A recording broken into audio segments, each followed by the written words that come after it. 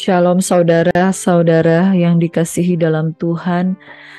Terima kasih sudah mengikuti channel ini. Kami mohon teruslah mendukung dan mendoakan channel ini supaya bisa menjadi berkat bagi banyak orang. Dan sebelum melanjutkan menonton video ini, jangan lupa menekan tombol like, mengisi kolom komen, dan menekan tanda lonceng atau klik subscribe supaya saudara-saudara dapatkan notifikasi atau tanda pemberitahuan video-video terbaru yang kami upload dari channel ini. Kami mengucapkan selamat mengikuti ibadah doa pada hari ini. Tuhan Yesus memberkati kita semuanya. Shalom, salam sejahtera bagi kita semuanya. Tuhan Yesus memberkati.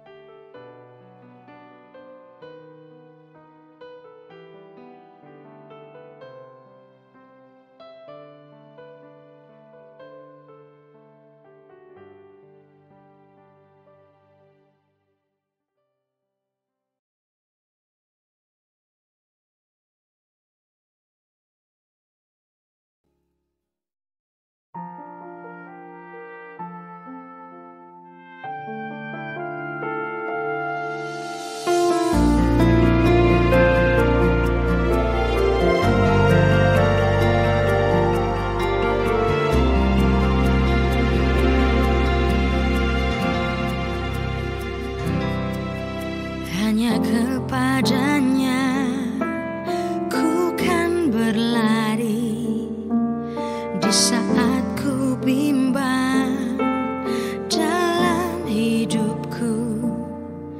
Yang aku percaya dalam hadiratnya ada kekuatan yang baru. Walau ku melangkah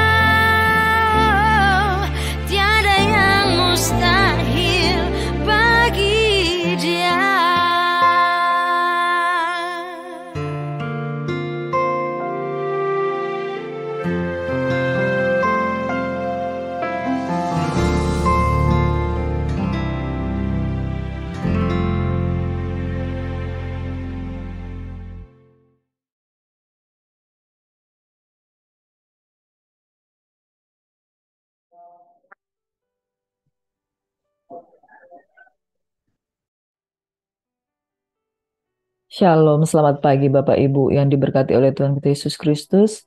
Terima kasih kembali lagi mau bergabung di dalam channel Gracia Hope Compassion Channel pemberitaan Injil yang memberitakan anugerah, pengharapan, dan juga belas kasihan daripada Tuhan. Sebab kita tahu kita membutuhkan anugerah dan pengharapan dan juga belas kasihan Tuhan. Sebab Tuhan sangat mengasihi umat-Nya. Dan mari kita berdoa. Bapa, terima kasih. Kami buka hati untuk menyambut firman-Mu pada pagi hari ini. Dan biarlah yang lemah dikuatkan, yang berbeban berat diberikan kelegaan. Dan pada hari ini ketika kami mendengarkan sabda firman-Mu Bapa, kami percaya kami dikuatkan dan dibaharui di dalam kekuatan-Mu. Dalam nama Yesus kami berdoa. Haleluya. Amin. Saudara yang diberkati oleh Tuhan kita Yesus Kristus, firman Tuhan adalah kekuatan di dalam kehidupan kita. Dan ketika Yesus kita jadikan dasar yang teguh di dalam hidup kita, kita tidak akan goyah.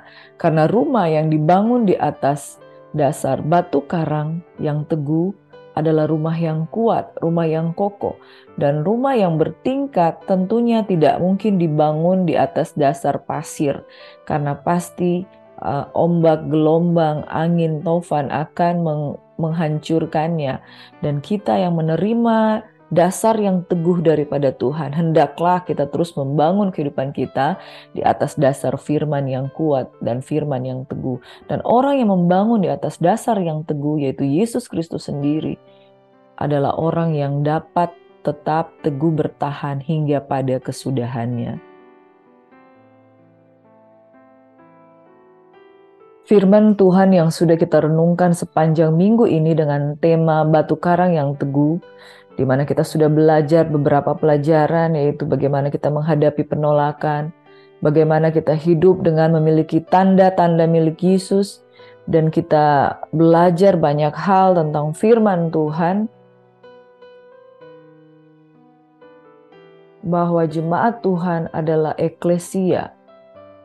Jemaat Tuhan adalah gereja yang dibangun, dipanggil keluar dari gelap kepada terang Tuhan yang ajaib. Dan kita juga belajar bahwa jemaat yang merupakan eklesia adalah jemaat yang dibangun atas dasar Kristus, di mana Kristus itu adalah satu-satunya yang memegang kunci kerajaan maut. Yesus adalah satu-satunya pribadi yang telah menang atas maut. Dan ini luar biasa saudara. Ketika dunia tidak dapat bertahan menghadapi maut, justru pribadi yang kita sembah adalah Yesus. Dia memegang kunci kerajaan maut. Artinya apa saudara? Kalau engkau menjadi jemaat Kristus, engkau menjadi jemaat eklesia yang menerima Yesus sebagai dasar kebenaran dan juru selamat, tidak ada di dunia ini yang dapat kita takuti. Karena Tuhan yang kita sembah adalah satu-satunya pemegang kunci kerajaan maut. Dan Yesus Kristus Tuhan tidak dapat dikuasai oleh alam maut karena Dia telah menguasai alam maut. Itu sebabnya pribadi-pribadi yang berpegang teguh kepada Kristus, alam maut juga tidak menguasainya. Betapa hebatnya saudara. Dan di dalam Wahyu 1 ayat 17 hingga ayat 18 dikatakan, Tuhan sudah mengalahkan alam maut. Dan Dia sudah memegang kunci kerajaan maut. Terpujilah nama Tuhan.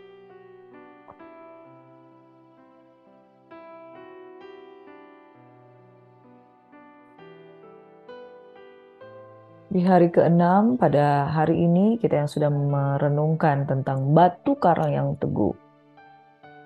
Kita akan terus mempelajari tentang pemegang kunci kerajaan sorga. Firman Tuhan terambil dari Matius 16 hingga Matius pasal 16 pada ayat yang ke-19. Yang sudah kita renungkan dari ayat 13 hingga ayat yang ke-20, ayat 19 berkata seperti ini. Kepadamu akan kuberikan kunci kerajaan sorga. Apa yang kau ikat di dunia ini akan terikat di sorga, dan apa yang kau lepaskan di dunia ini akan terlepas di sorga.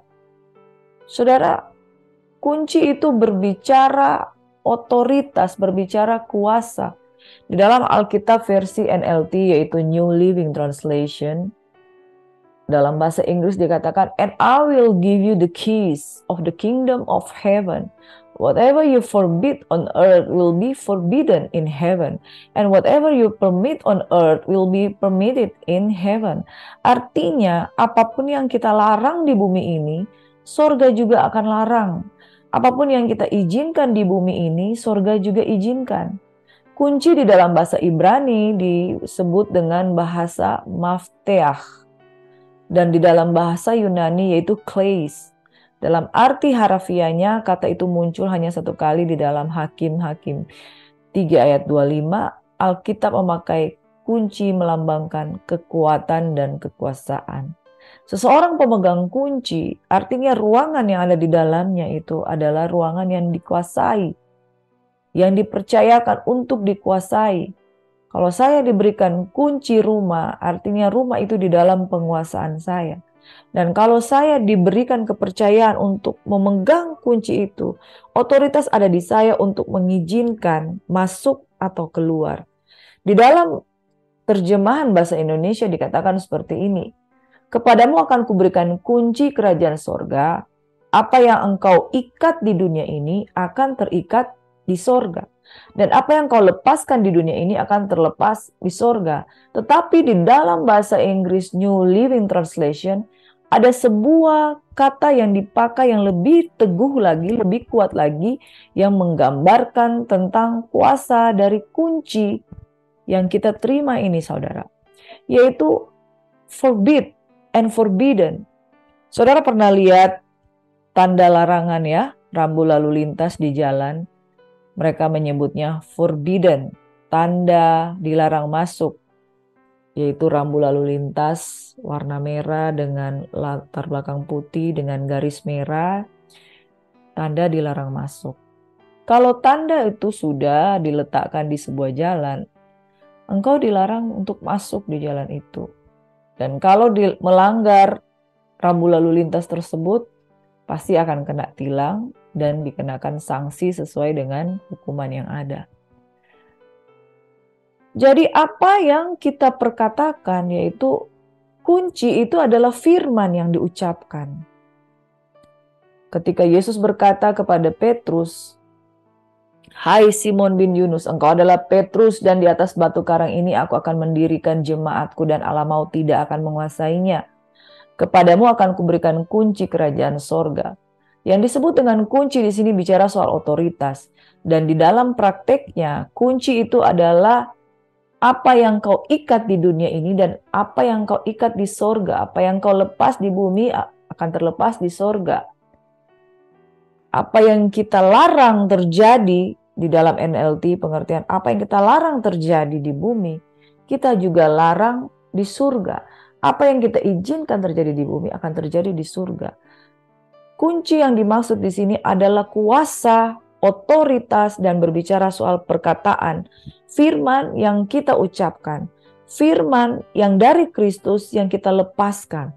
Dan ini berbicara soal bagaimana orang-orang percaya, yaitu jemaat yang dibangun di atas dasar Petra, yaitu pengajaran Rasul dan Nabi. Jemaat yang dibangun di atas dasar pengajaran Kristus adalah jemaat yang memiliki otoritas. Setiap firman Tuhan yang diucapkan itu mengandung kuasa. Itu sebabnya hati-hati saudara kalau kita menjadi anak-anak kerajaan yang sudah menerima kuasa otoritas kerajaan. Setiap perkataan yang kita ucapkan itu mengandung kuasa. Dan kuasa yang kita pakai itu haruslah kuasa yang penuh dengan tanggung jawab. Jikalau engkau forbid, engkau melarang, engkau menghentikan, ya, dalam nama Yesus, iblis engkau tidak berkuasa atas tubuh ini. Apa yang kita ucapkan itu akan mengandung kuasa dan iblis tidak akan berkuasa di dalam kehidupan kita. Dan ketika kita mengizinkan dalam nama Yesus sakit penyakit disembuhkan, maka apa yang kita ucapkan di bumi akan terucapkan juga di surga, akan diizinkan di bumi, diizinkan di surga. Ini berbicara soal otoritas. Dan otoritas itu ada di perkataan kita. Kunci di mana kita diberikan kepercayaan oleh Tuhan. Kunci adalah firman yang diucapkan, yang mengandung kuasa, yang mengandung otoritas, yang melambangkan kekuatan, yang melambangkan kemenangan atas kerajaan maut. Sedangkan ada kunci, ada pintu. Dan pintu itu jelas saudara di dalam Yohanes 10 ayat 7 berkata, maka kata Yesus sekali lagi, aku berkata kepadamu, sesungguhnya akulah pintu ke domba-domba itu. Akulah pintu, barang siapa masuk melalui aku, ia akan selamat, dan ia akan masuk dan keluar dan menemukan padang rumput. Saudara yang diberkati oleh Tuhan kita Yesus Kristus, kemarin kita sudah merenungkan bahwa Wahyu 1 ayat 17 hingga ayat yang ke-18. Satu-satunya yang telah menang atas maut dan memegang kunci kerajaan maut. Yang memegang kunci maut itu adalah Yesus. Mengapa? Karena Yesus melambangkan pribadinya sebagai pintu. Dan kunci yang dia miliki itu dia berikan kepada Petrus. Dia berikan kepada Petrus dan Petrus harus mendirikan jemaat. Dan setelah Petrus mati tentunya mandat itu diteruskan kepada gereja Tuhan. Dan kalau Yesus memberikan kunci, karena kunci itu akan berfungsi pada pintu yang memiliki anak kunci yang tepat. Karena pintu itu sendiri adalah Yesus. Jadi kunci itu saudara, kunci itu akan sanggup membuka pintu karena pintu itu adalah Yesus. Karena pintu itu adalah Yesus, kunci yang dia berikan sanggup untuk membukanya. Dan kunci yang diberikan adalah kunci yang tepat, saudara. Kunci yang tepat akan berfungsi pada pintu yang tepat, saudara. Misalnya saya memiliki kunci, ini ada banyak sekali kunci. Saya memiliki banyak sekali kunci, ini ada kunci rumah, ada kunci di pintu tengah, ada kunci di bagian kamar-kamar. Ini kunci ada banyak. Tapi kunci yang salah tidak mungkin akan menuntun kita kepada ruangan yang tepat. Tidak mungkin kunci kamar bisa membuka kunci pintu rumah, saudara. Tapi Kristus, dia adalah pintu. Dia adalah pintu dan kuncinya diberikan kepada kita adalah kunci yang tepat. Ibarat kata saudara, engkau mungkin mau pinjam kendaraannya, kendaraan mobil. Boleh pinjam kendaraan? Boleh, lalu pemiliknya memberikan kunci. Engkau pinjam mobil tapi yang diberikannya adalah kunci rumah saudara. Kunci rumah yang tidak bisa membuka, bahkan menyalakan mesin di kendaraan tersebut saudara. Jadi tidak ada fungsinya, tidak ada gunanya. Tapi kalau kunci, engkau membutuhkan mobil dan engkau mau pinjam mobil, dan engkau pinjam kunci, diberikan kunci yang tepat, kunci mobil. Dan ketika engkau mau pinjam mobil Honda, engkau diberi pinjaman kunci mobil Honda, dan ketika engkau menyalakan, tepat. Mobil bisa nyala, mobil bisa jalan, dan engkau bisa memakai mobil tersebut. Alangkah sayangnya jikalau kita diberikan kunci, tapi kuncinya tidak tepat dan tidak bisa membuka kendaraan yang kita pinjam. Kuncinya tidak bermanfaat, tidak berguna untuk kita, dan kita tidak bisa masuk di kendaraan tersebut. Apalagi pintunya, anak kuncinya berbeda. Lain ceritanya saudara ketika Yesus memberikan kunci kerajaan sorga. Karena dia sendiri telah menang atas maut. Karena Yesus adalah pemegang kunci, dia telah menang atas kerajaan maut. Dan dia adalah pintu. Itu sebabnya kunci yang dia pegang, dia percayakan kepada Petrus. Dan dia katakan, Petrus, di atas batu karang ini, engkau akan mendirikan jemaat dan Allah mau tidak menguasainya. Dan apa yang diberikan kepada Petrus diteruskan kepada jemaat Tuhan. Lihat bagaimana Wahyu 1 ayat 18 berkata, Aku telah mati, namun lihatlah aku hidup sampai selama-lamanya. Dan aku memegang segala kunci maut. Segala kunci maut. Segala kunci maut. Jadi kunci pintu apapun itu ada di tangan Tuhan. Segala kunci maut dan kerajaan maut, Tuhan akan menjebloskan ke dalam kerajaan maut. Siapa saja yang patut dijebloskan di kerajaan maut. Tetapi kunci ini yang dia pegang, karena dia adalah pintu-pintu yang tepat. Setiap pintu memegang anak kunci yang tepat. Itu setiap pintu itu dikuasai oleh Kristus. Dan kunci itu saudara, dia katakan, aku berikan kepadamu. Yesus adalah pintu dan Yesus adalah pemegang kunci. Kalau dia pemegang kunci, dia tidak akan salah memberikan kuncinya kepada kita. Oleh sebab itu ketika kunci itu dia katakan, aku berikan kepadamu. Engkau adalah batu karang yang teguh. Dan di atas batu karang aku akan mendirikan jemaatku. Artinya apa saudara? Ketika Tuhan memberikan kunci kerajaan sorga itu kepada Petrus, ada sebuah mandat yang dia berikan. Apa yang kau ikat di dunia ini akan terikat di sorga. Dan apa yang kau lepaskan di dunia ini akan terlepas di sorga. Dan kunci ini saudara berbicara dengan perkataan firman yang sesuai dengan otoritas kerajaan. Perkataan firman yang cocok dengan pintu yang ada. Perkataan firman, kunci yang tepat akan membukakan pintu yang tepat. Dan Petrus diberikan kunci kerajaan sorga, dan di atas batu karang dia mendirikan jemaat. Otomatis saudara, apa yang dipercayakan kepada Petrus dipercayakan juga kepada jemaat. Mengapa? Karena Petrus tidak hidup untuk selama-lamanya. Petrus menerima otoritas daripada Tuhan, dan pengajaran Kristus ada di dalam Petrus, dan Petrus meneruskannya. Dia sebagai bapa gereja, dikenal sebagai bapa gereja yang pertama. Dia meneruskan otoritas itu kepada jemaat, di mana jemaat bertumbuh menjadi gereja yang kuat, dan otoritas itu juga diterima oleh jemaat. Jadi jemaat diberikan kuasa dan otoritas oleh karena pengajaran Kristus di dalam diri Petrus yang membangun jemaat di atas dasar Kristus.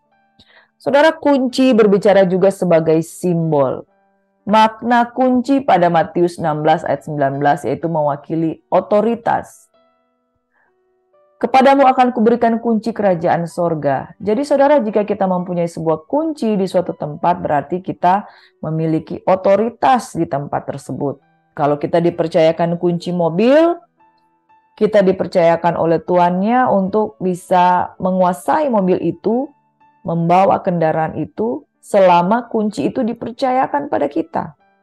Beda halnya kalau kunci itu diambil, berarti kita tidak lagi menerima otoritas.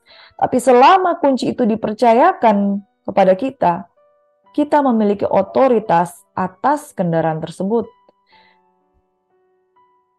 Ketika kita dipercayakan kunci, berarti ia bukan saja mempercayai kita, tapi juga mendelegasikan otoritas kepada kita. Jadi ketika Petrus menerima pendelegasian dari Tuhan, dan Tuhan katakan, di atas batu karang aku akan mendirikan jemaat.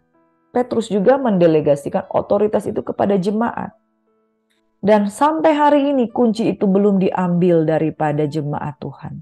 Kunci itu masih diberikan, otoritas itu masih diberikan kepada kita. Jadi kunci itu selama masih dalam penguasaan kepada sang penerima delegasi, ia tetap akan diberikan otoritas dan kekuasaan.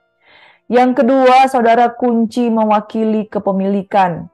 Apa yang kau ikat di dunia ini akan terikat di surga, apa yang kau lepaskan di dunia ini akan terlepas di surga. Jika kita adalah pemilik suatu kunci, maka kita berhak atas kepemilikan apa saja yang dibuka oleh kunci itu. Saat kita mempunyai kunci kerajaan sorga, berarti kita memiliki kepemilikan surga di bumi. Amin, saudara. Selama Kristus ada duduk di sebelah kanan Allah Bapa. Kunci kepemilikan dipercayakan kepada Petrus. Selama Petrus sudah meninggal, dia sudah kembali ke rumah Bapa. Otoritas itu didelegasikan kepada jemaat Tuhan. Berarti kita memiliki kepemilikan surga. Selama saya dipercayakan mobil ini, saya berkuasa dan memiliki otoritas untuk mengendarai dan membawa kendaraan ini, saudara.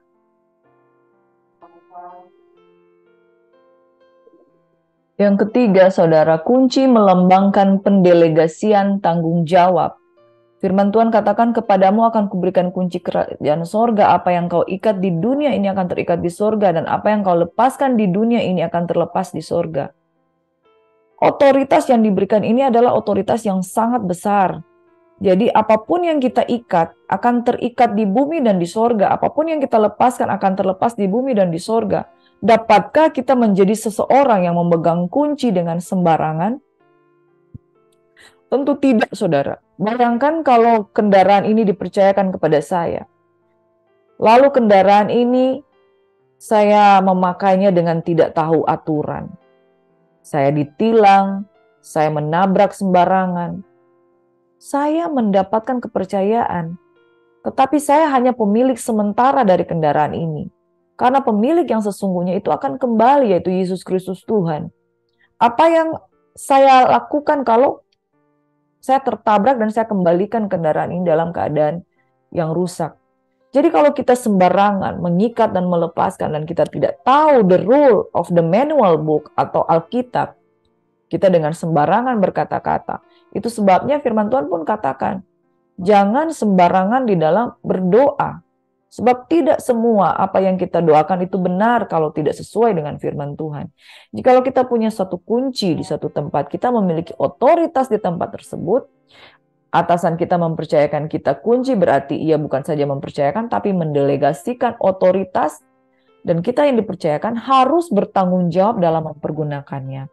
Bertanggung jawab dalam mempergunakannya, kita juga harus merawat, kita juga harus menjadikan otoritas itu otoritas yang baik dan bertanggung jawab.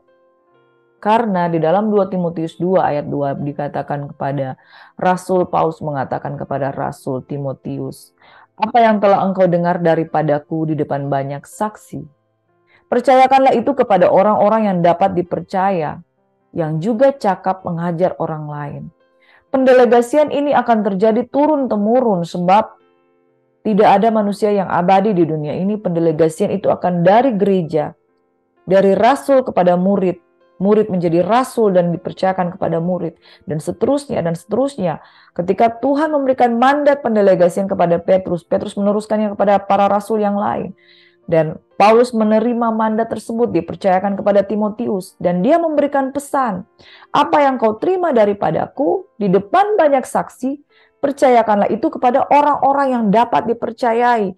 Tidak mungkin sebuah kunci yang memiliki manfaat yang begitu besar, membuka dan melepaskan, membuka dan menutup, kita berikan kepada orang yang tidak mengetahui tanggung jawab dan tidak punya rasa tanggung jawab. Jadi gereja Tuhan adalah gereja yang menerima mandat yang besar. Tapi bagaimana kita memperlakukan kunci tersebut? Harus dengan penuh tanggung jawab.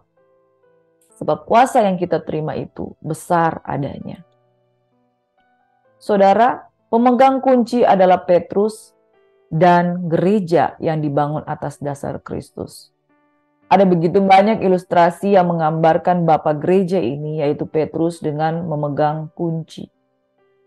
Di mana kunci ini adalah sebuah lambang, bukan sebuah benda fisik yang Petrus terima daripada Yesus Kristus. Dan mandat ini, mandat dari seseorang yang akan meninggalkan seluruh isi bumi, seluruh bumi, otoritas dan segala isinya, diberikan kepada Bapa Gereja. Bapa Gereja tidak hidup selama-lamanya. Dia kembali ke pangkuan Bapa. Dan Bapa Gereja ini mereka mati secara martir. Mereka mati dengan sebuah pesan yang sangat kuat. Kepada siapa? Kepada eklesia, kepada gereja Tuhan yang menerima mandat tersebut. Dan Petrus yang dipanggil oleh Kristus sebagai Bapa Gereja, penerima mandat Kristus, memiliki sebuah perlambang. Petrus diberikan otoritas kerajaan, itu ada maknanya, saudara.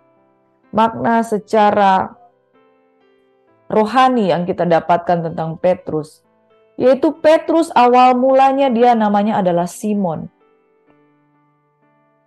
Simon seorang yang sanguin, Simon seorang yang meledak-ledak, Simon seorang yang pengecut, Simon yang seorang yang kelihatan hebat di luar, tetapi di dalamnya penakut. Dan dia berkata, engkau adalah Petrus, batu karang yang tidak terombang-ambing. Artinya, saudara, makna tentang kepribadian Petrus adalah makna sebagaimana kita adalah gereja Tuhan yang dipanggil keluar dari gelap kepada terang Tuhan yang ajaib, yang dulunya kita bodoh, kita tidak mengenal Tuhan, dan kita tidak menerima Kristus, kita tidak lahir baru, diubahkan menjadi pribadi yang baru. Makna tentang Petrus di sini yang Tuhan sampaikan kepada gereja Tuhan adalah Petrus adalah pribadi yang diubahkan. Dia lahir baru, dari Simon dia berubah menjadi seorang yang teguh berpegang kepada Injil Kristus. Gereja Tuhan adalah gereja yang dipanggil dari gelap untuk diubahkan di dalam terang Kristus.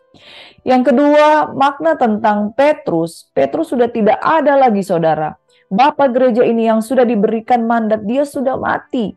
Dia sudah mati di salib terbalik, ya, saudara, digantung terbalik.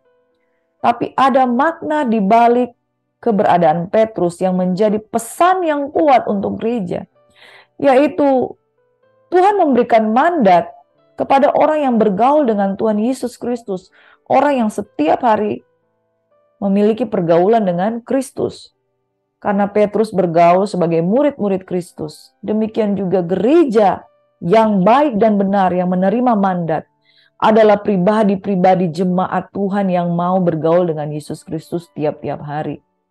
Yang ketiga, pribadi yang menjadikan Kristus sebagai dasar pengajaran yang kokoh dalam hidupnya. Dan selanjutnya, meletakkan dasar pengajaran yang kuat kepada orang lain. Itulah yang disebut jemaat yang dilayani secara apostolik. Jemaat yang dibangun di atas dasar pengajaran dan rasul. Minggu depan kita akan belajar tentang jemaat yang dibangun di atas dasar pelayanan nabi dan para rasul. Pribadi yang menjadikan Kristus sebagai dasar pengajaran yang kokoh. Jadi rasul Petrus dan rasul-rasul lainnya adalah rasul yang mengajarkan bahwa satu-satunya dasar adalah Kristus. Dan jemaat itu dibangun di atas dasar Kristus. Dan inilah yang disebut dengan pelayanan apostolik. Orang-orang yang dilayani atas dasar pengajaran-pengajaran yang kuat. Mereka adalah pribadi-pribadi yang menjadikan Kristus sebagai dasar yang teguh, dasar pengajaran yang kokoh, yang dalam hidupnya kemudian meletakkan dasar pengajaran yang kuat kepada orang lain. Sebagaimana Petrus meletakkan dasar kepada jemaat yang lain, Paulus dibangun di atas dasar pengajaran Kristus dan dia memberikan mandat kepada Timotius.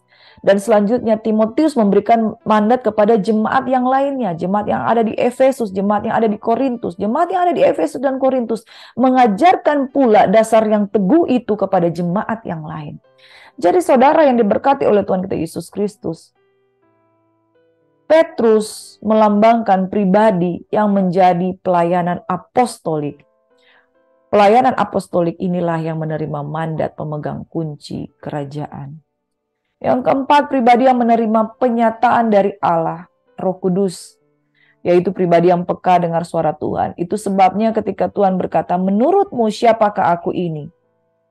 Petrus berkata, engkau adalah Mesias, Allah yang hidup. Yesus berkata, bukan perkataanmu sendiri, melainkan Tuhan yang mengatakan padamu, Allah yang mengatakan kepadamu. Orang-orang yang peka dengar penyataan suara Tuhan, mereka lah yang akan menerima mandat dan otoritas kerajaan. Mengapa?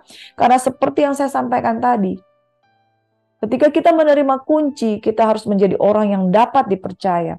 Orang yang dapat dipercaya itu mendengar perintah langsung daripada Tuhan. Orang-orang yang peka dengan petunjuk dari Tuhan Yesus Kristus, yang ketika kita bergaul dengan Tuhan, dasar pengajaran ada di dalam diri kita, kita mendengarkan suara Tuhan, dan kita taat tunduk dengar suara Tuhan. Sebagaimana di dalam Matius 16 ayat 13 hingga ayat yang ke-20. Pengenalan Petrus lahir dari kepekaannya mendengarkan firman Allah. Yang kelima, pribadi yang menerima mandat dan kemudian meneruskan kepada jemaat gereja Tuhan. Jadi pemegang kunci adalah Petrus, dan Petrus ini bukan murid di pinggir jalan, bukan rasul di pinggir jalan yang setelah dia bergaul dengan Tuhan, lalu setelah itu setelah dia bergaul dengan Tuhan, setelah dia mendapat mandat, dia membiarkan mandat itu ya. Tapi Rasul Petrus adalah rasul yang hidup dalam otoritas dan mandat yang dipercayakan dan amanat yang dipercayakan kepada dia, dan dia meneruskannya kepada gereja Tuhan. Pemegang kunci adalah Petrus dan gereja yang dibangun atas dasar Kristus. Dan Petrus melambangkan pribadi yang menerima mandat, dia meneruskannya kepada jemaat gereja Tuhan. Firman Tuhan katakan, apa yang kuterima daripadamu, kuteruskan kepada jemaat Tuhan. Jadi kalau orang-orang berkata, apa yang kuikat di bumi, kuikat di surga, apa yang kulepas di bumi, akan terlepas di surga. Hanya orang-orang Kristen pinggir jalan, hanya orang-orang Kristen yang tidak mau menerima otoritas, tidak mau menerima mandat, tidak mau menerima kepercayaan daripada Tuhan. Engkau tidak akan menerima kunci, saudara. Sebab kunci kerajaan sorga hanya bagi orang-orang yang mau melakukan apa yang Tuhan mau. Dan dia memperlakukan otoritas itu sebagai mandat untuk apa? Bukan untuk supaya saya berdoa, saya kaya. Supaya saya berdoa, saya disembuhkan. Tok, begitu saja. Tetapi supaya setelah engkau menerima kunci tersebut, engkau adalah orang yang dapat meneruskannya kepada orang yang lain. Dan apa yang kau terima, apa yang kuterima daripadamu, firman Tuhan katakan di dalam Korintus, kuteruskan kepada jemaat Tuhan. Kuteruskan untuk melakukan apa yang Tuhan mau. Jadi saudara, ini ayat firman Tuhan yang berkata, kepadamu akan kuberikan kunci kerajaan surga. Bukan hanya terus kita buka pintu, kita pakai sesuka hati itu mobilnya, kita pakai terus mobilnya nggak dicuci, sudah butuh oli, kita nggak ganti olinya. Ya, kita pakai mobil itu terus kita biarkan menjadi rongsokan. No, saudara. Kunci itu berbicara soal mandat. Orang yang menerima mandat, dia terima mandat. Dan mandat itu dia jaga selama hidupnya. Selama dia jaga selama hidupnya, karena dia tahu ini mandat ini gak akan berakhir di dia, gak akan berakhir di Petrus, dia harus meneruskan kepada orang lain. Jadi makna tanggung jawab di sini sangat penting. Percayakanlah itu kepada orang-orang yang dapat dipercayai. Pada hari ini ketika engkau mendengarkan suara Tuhan, jangan keraskan hatimu. Sebab orang-orang yang menerima otoritas adalah orang-orang yang menghargai mandat daripada Tuhan dan akan meneruskan mandat Tuhan kepada gereja dan jemaat Tuhan yang akan terus bertumbuh, terus bertumbuh menjadi jemaat yang dapat dipercayai, menjadi jemaat yang dibangun di atas dasar Kristus, dan menjadi jemaat yang bermultiplikasi, dan menjadi jemaat yang terus memberitakan Injil, sehingga setiap orang yang menerima Kristus diberi kuasa untuk menjadi anak-anak Allah. Terpujilah nama Tuhan. Tuhan Yesus memberkati kita semuanya. Dia yang sudah mati bagi kita, dia sudah menang memegang kunci otoritas, dan dia adalah pintu. Kepada kita diberikan kunci yang tepat untuk membukakan pintu-pintu berkat maupun pintu-pintu kesembuhan. Dan kunci yang kita terima ini, saudara, adalah mandat. Orang yang menerima mandat adalah orang yang dapat dipercayai. Orang yang dapat dipercayai menerima mandat sifatnya sementara, sebab setelah kita mati, kita harus meneruskan legacy ini kepada jemaat Tuhan. Mari kita satu dalam doa. Bapa, kami merenungkan firman Tuhan dengan dasar-dasar yang kuat, dengan dasar-dasar yang teguh, supaya sesudah kita menerima kuasa dan otoritas daripadamu, Kita bukan menjadi orang-orang yang kalah. Kita bukan menjadi orang-orang yang sembarangan di dalam mempergunakan otoritas kerajaan, tetapi kita adalah orang-orang yang bertanggung jawab. Dan setiap tanggung jawab yang kita miliki adalah untuk kita menjadi penjaga-penjaga jiwa. Bapa di surga, di dalam nama Tuhan Yesus Kristus, kami berdoa untuk setiap jemaat Tuhan yang membutuhkan belas kasihan Tuhan, setiap jemaat yang membutuhkan pertolongan, mujizat, kesembuhan daripada Tuhan. Kami percaya dengan kunci kerajaan sorga, kami membuka Tuhan pintu berkat untuk jemaat Tuhan yang sakit. Tuhan dalam nama Yesus disembuhkan, yang susah dihiburkan, yang berbeban berat diberikan kelegaan, yang memiliki hutang piutang, yang ingin menjual rumahnya, Tuhan Engkau tolong sehingga dia dapat menjual rumahnya tepat pada waktunya. Berikan jalan keluar orang-orang yang terjebak di dalam zona hampir bercerai. Tuhan lawat Bapa sehingga mereka dipulihkan keluarga rumah tangga mereka. Mari kita bersyafaat saudara yang diberkati. Tuhan berkati dan lindungi Presiden Jokowi dalam menghadiri rangkaian pertemuan KTT ASEAN ke-40 dan 41 di Kamboja hingga tanggal 13 November. Mengingat salah satu fokus Indonesia di dalam KTT ASEAN adalah mengenai ketuaan Indonesia di ASEAN pada tahun 2023 ya. Terima kasih Tuhan, Indonesia merupakan pemilik cadangan nikel terbesar di dunia dengan cadangan sebesar 72 juta ton atau 52% dari total cadangan nikel dunia. Kiranya berilah hikmat kepada pemerintah untuk mengelola dengan sebaik-baiknya untuk kesejahteraan rakyat yang sebesar-besarnya.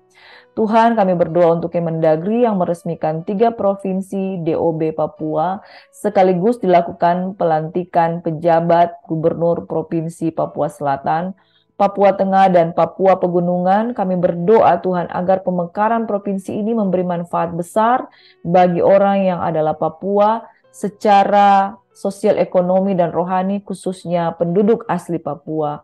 Kita juga memberkati bangsa dan negara Israel. Israel adalah bangsa pilihan Tuhan, Israel dikasihi Tuhan, Israel tidak ditinggalkan oleh Tuhan, dan Israel akan menerima Yesus sebagai Tuhan, Raja, dan Mesias dalam hidupnya.